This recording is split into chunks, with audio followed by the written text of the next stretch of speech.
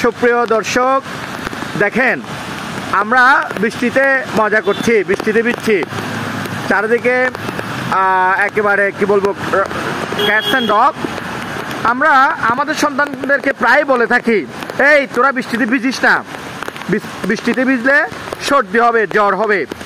এই কথাটা ছোটবেলা থেকেই তারা শুনতে শুনতে আসলে তাদের শরীর এটাকেই সঠিক মনে করে, অর্থাৎ তাদের নির্দেশনা সিস্টেম এটিকেই ধরে নেয় যে এখন বৃষ্টি হচ্ছে, বৃষ্টি হলে সর্দি হবে, এমনটা তারা ধরে নেয়।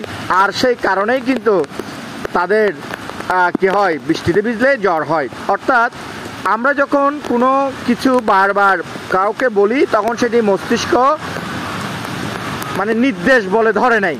এটা আমাদের একটা সাইকোলজিক্যাল সিস্টেম। যখন নির্দেশ বলে ধরে নেয় তখন কিন্তু যখনই বৃষ্টি হয় তখন তার শরীর মনে করে সর্দি হতে হবে।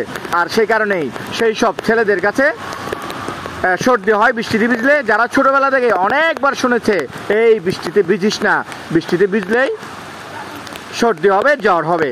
দেখুন আমরা কিন্তু প্রতিদিনই বৃষ্টিতে ভিজি, কিন্তু আমাদের সর্দি বা জ্বর কোনো কিছু হয় না। তো ধন্যবাদ। আমরা আশা করব আপনারাও আপনাদের সন্তানদের কেমন করবেন না, বর্ষার দিনে বৃষ্টিতে ভিজবে।